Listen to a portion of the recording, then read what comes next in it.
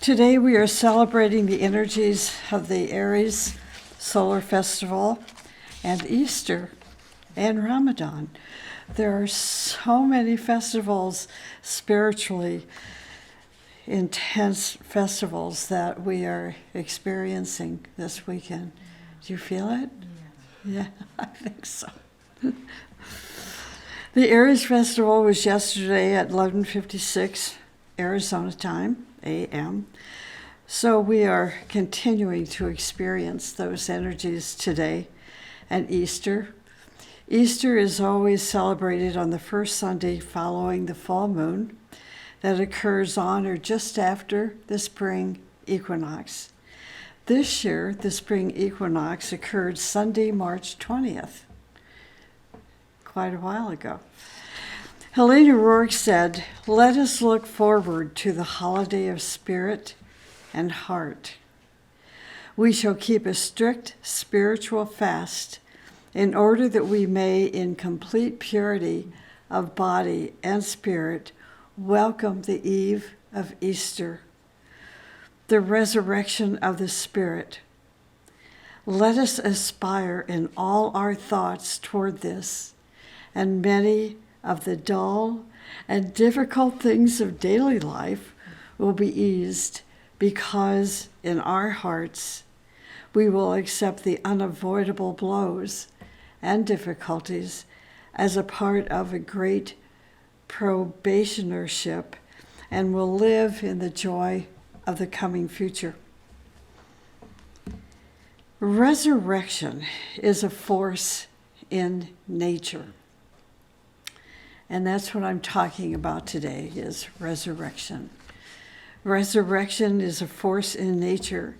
This force overcomes all the limitations of our physical, emotional, mental, and spiritual levels, and eventually directs us, our spirit, to Shambhala, where the will of God is known. It directs our spirit, in other words, to the Father. 2,000 or 3,000 years ago, religions believed that life was eternal, and life does not die after the body passes away. This belief has been kept alive through today. It is a great vision for us to live and actualize in our lives, this reality. What does resurrection as a force of nature really mean? If we think about it, we can see that there is a defining force in nature where our divine spark that evolved through the mineral, vegetable, and animal kingdoms forged ahead, eventually building more complicated and fantastic forms and mechanisms. Eventually, the spark arrived in the human kingdom. But it will not stop there. That spark is going to enter into superhuman kingdoms. We are the spark, the real person, the individuality who is an imperishable, invulnerable portion of God, and a drop of bliss, which in spiritual literature is called the Father. We are in our essence a divine spark. That is now reflected upon the three worlds of the personality, the reflection of which we call the unfolding human soul. So we will resurrect and enter into the superhuman kingdoms. But how? Through meditation. Isn't that interesting?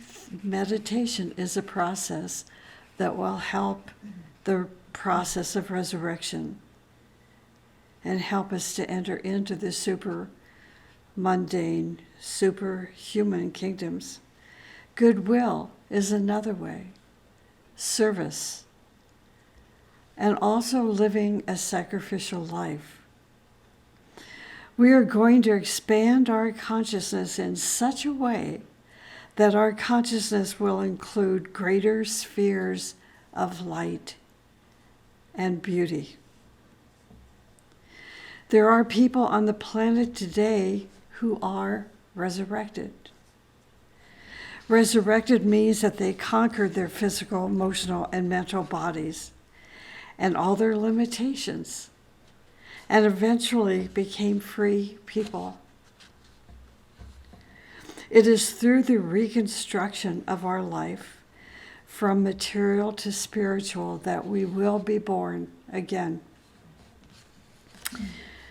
We want to reconstruct our lives out of the substance of our divine heritage, not from the nature of our past mistakes, our darkness, our glamours, and illusions, but out of our divine heritage. For example, a young lady wanted so badly to be a holy person. It was part of her dreams. But it was such a strong desire, no matter what she did, she felt herself to be a holy angel.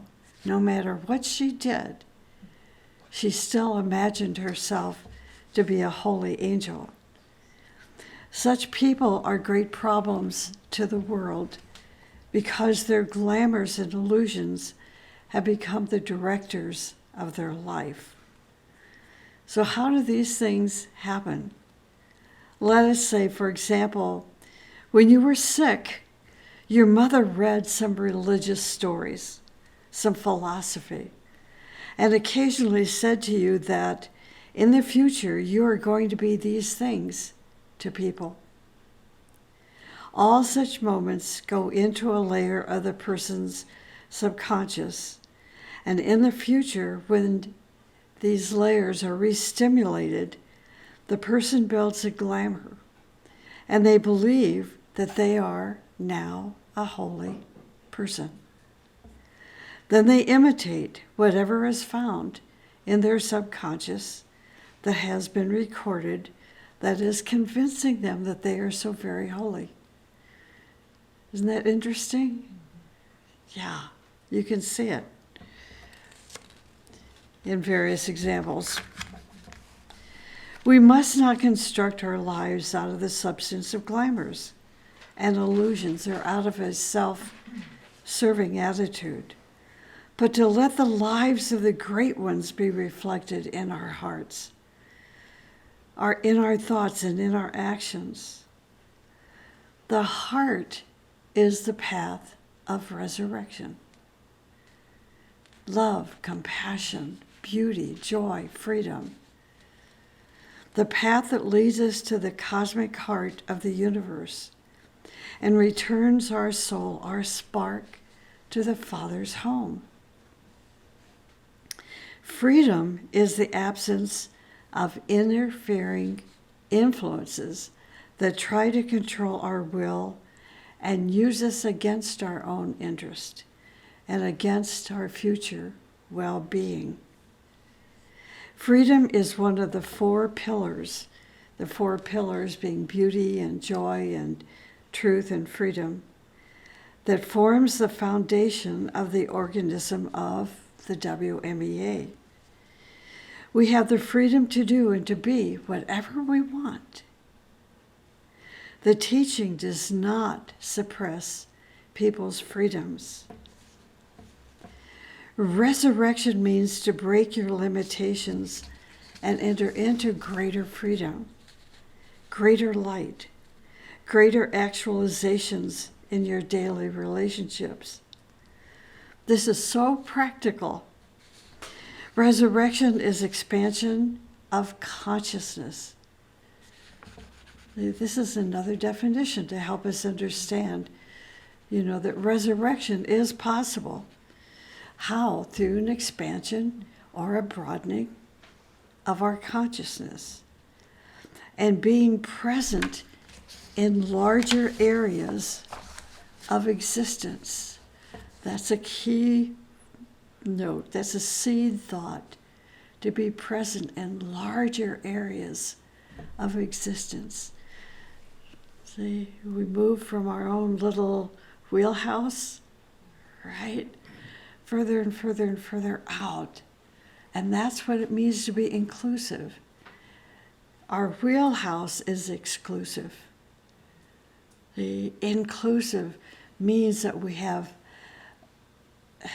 a consciousness that has the ability to recognize the power of the great ones of hierarchy as a reality, that recognize that the halls of Shambhala is a reality, to recognize that there is a place in space called the cosmic heart. And that actual abode of the cosmic heart is in the area of Orion. So don't stay in your wheelhouse if you want to be resurrected. In the past, I've given some hints about the importance of the times we are in and the value of resurrection that will lead us into the new world. Today, Easter, I want to share some practical ideas about resurrection from the teaching that we can apply in our own lives. We must resurrect our mental body. The greatest trap to our freedom is the mental body.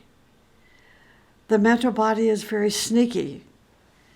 That is because our thoughts are so subtle. We think we are observing our thoughts and that we're catching them, but they then slip away. All humanity is stuck now in the mental plane. A few months ago, I came across a book titled Train Your Mind, Change Your Brain. As you know, I've always been interested in the brain, but this book really surprised me. It is a compilation of tests and meetings done with leading brain scientists and the highest level of Buddhist monks and scholars on the way that the brain responds to thinking. If we want to change to happen in our life, the teaching is said over and over again, we need to change the way we think. The teaching has given us meditation, given us visualizations, given us exercises to help us change our life and to be able to see truth.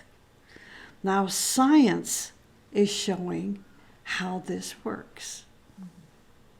Helena Rourke, in a letter to one of her students, declared, "Humility is ordained to us and is expressed first of all by self-renunciation or the rejection of egoism. This beatitude, blessed are the poor in spirit, is one of the deepest in meaning.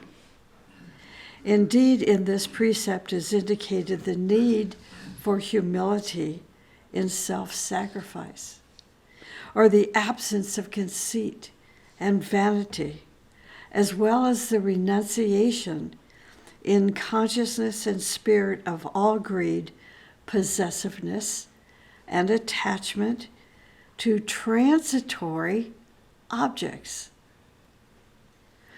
Precisely this renunciation in one's consciousness," she said, "was emphatically insisted upon by all the great teachers of antiquity."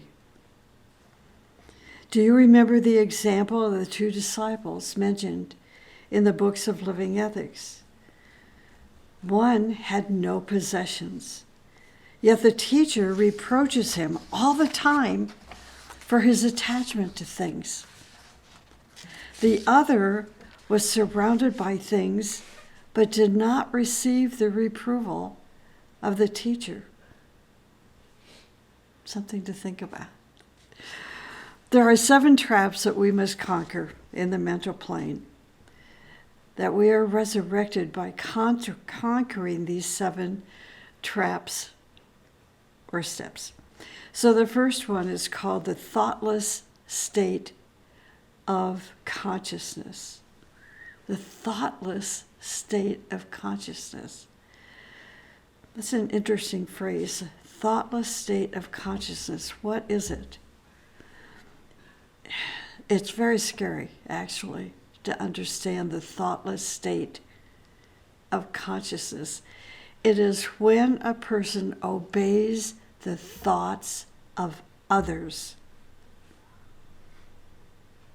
When this happens, the person is like a machine, like an automaton. In other words, the interests of other people, their habits and jealousies and greed control people, and they obey those people like sheep. The person doesn't have a direction. They don't have a vision. They don't have purpose in life. So the person obeys the thoughts of other people. These people are very dangerous because they can be led in any direction you want, because they are thoughtless. Their human soul is chained to the mental plane and needs to be resurrected. So yes, this is what we are resurrecting, our unfolding human soul.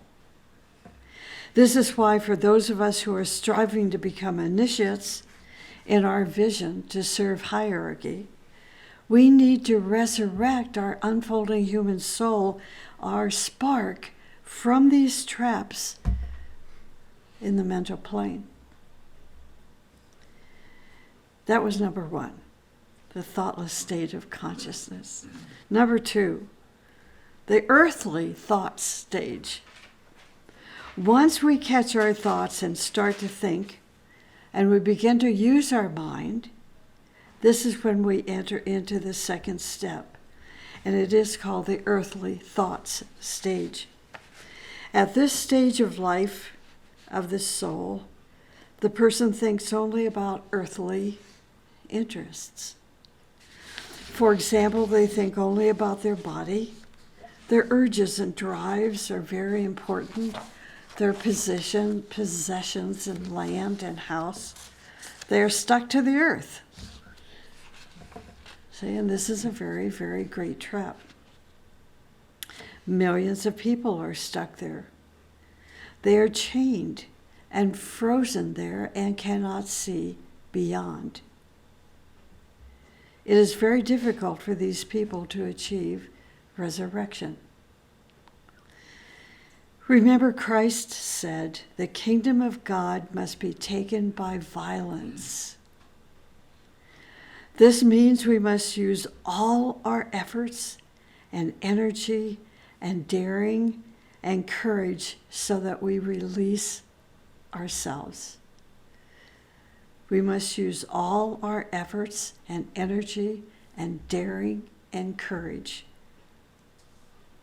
I said that millions of people are stuck in this step. How is that? Okay, so for example, we're stuck to something very beautiful, and we really adore it. We love it. It may be our food, our property, our house, but then something comes and takes it away. For many incarnations, things are taken away from us. Eventually, we learn.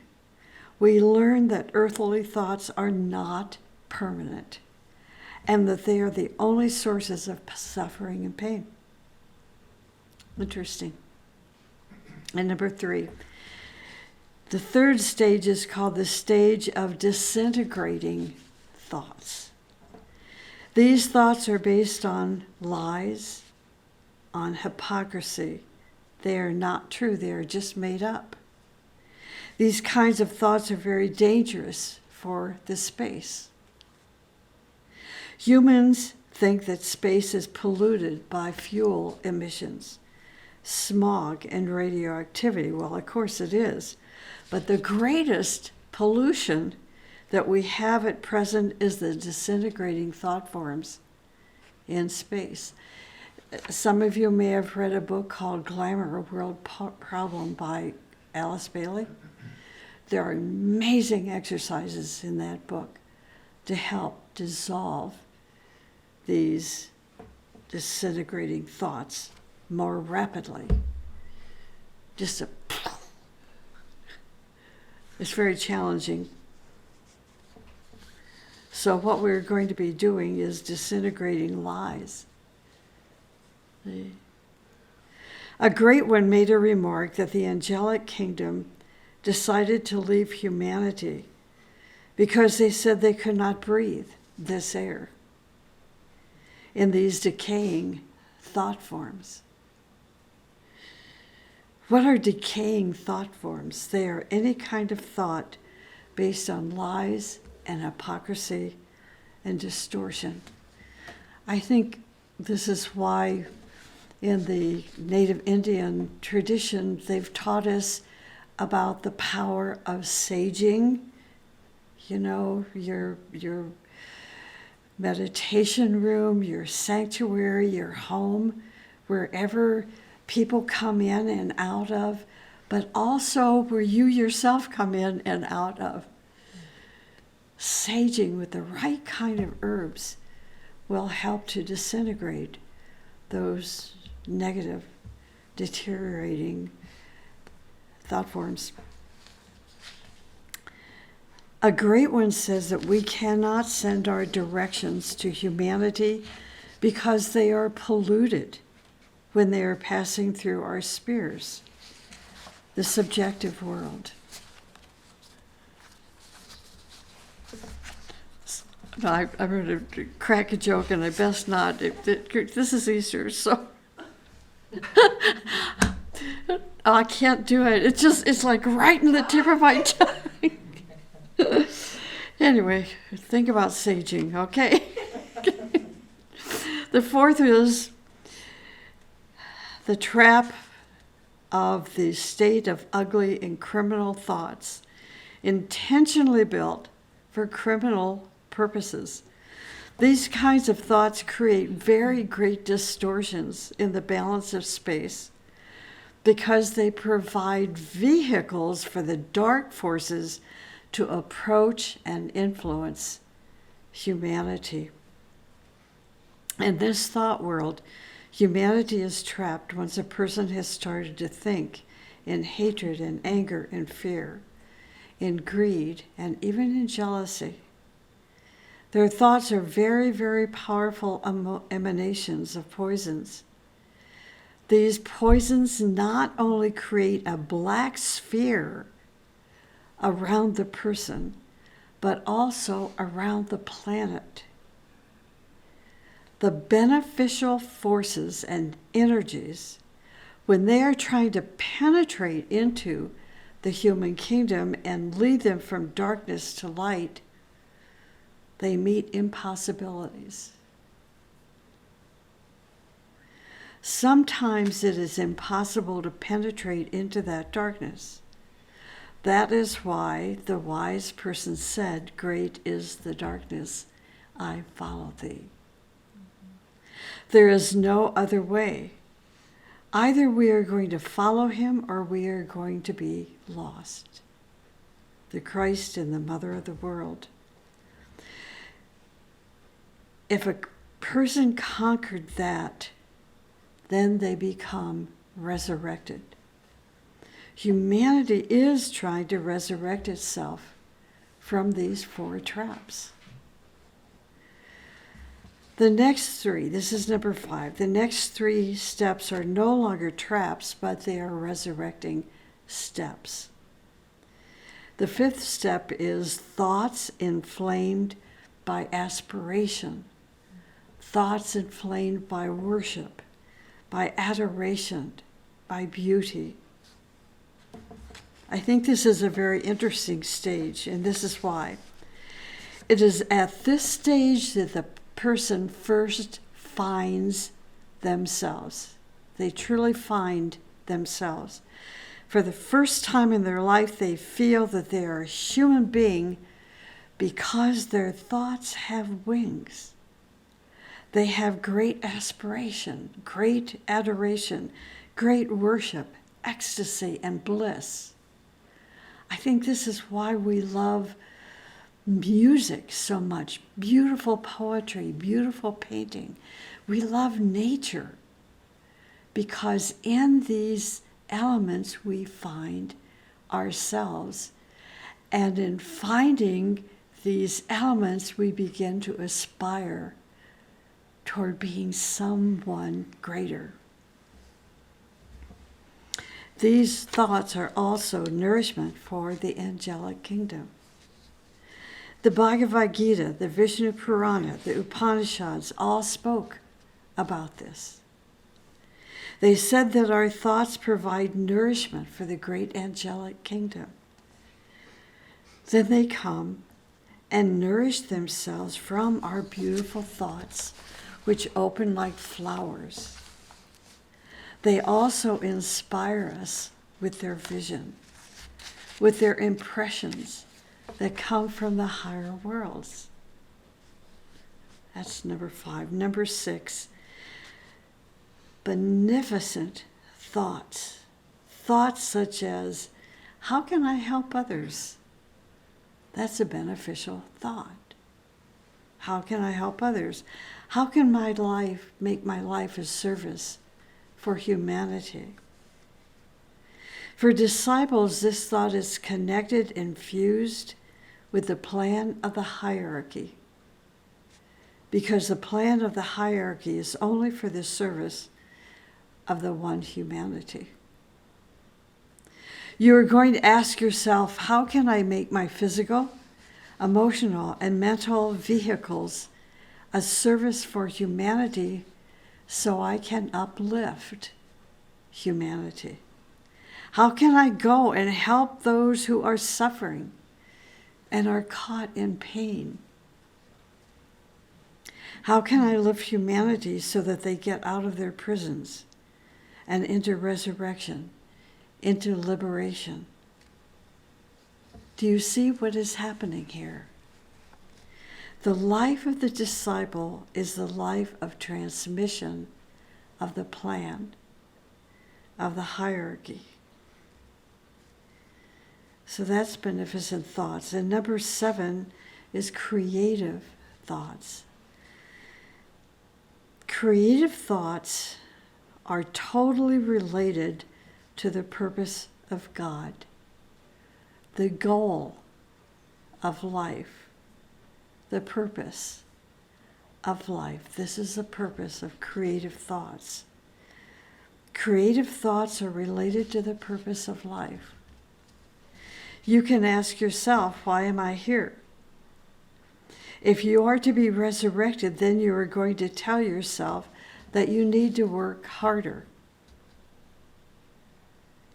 If you are here to manifest the highest potentials that are latent in you, then you need to work on yourself to reveal them. If you are here to reveal the one self in every human being, in every living form, you should not waste 1 minute. You need to begin to work on yourself. When you start to live in this 7th level of consciousness, you will slowly penetrate into the superhuman kingdom, the next kingdom. You will be resurrected now from physical, emotional, and mental levels. You will be facing illumination, total illumination. And this is what resurrection is, total cosmic illumination. In conclusion, unless we conquer these 7 steps or stages and enter into illumination, we are not yet resurrected. So resurrection is victory over the mind, over your thought mechanism, victory over your thinking, so that daily not a single thought pollutes our aura or channels an evil force to the planet? Can we control our thinking? Can we keep our thinking really pure? Really, really pure.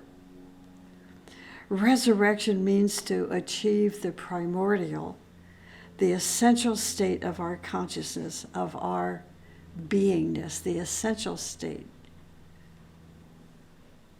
When we become pure selves, we achieve resurrection. Resurrection takes effort, it takes energy, it takes direction, it takes dedication, it takes a tremendous labor so that eventually we are not trapped within our own body, urges and drives, within our emotions, our negative emotions, our irritations and fears, and so forth. So on this weekend of Aries and Easter, resurrection, let us go forward.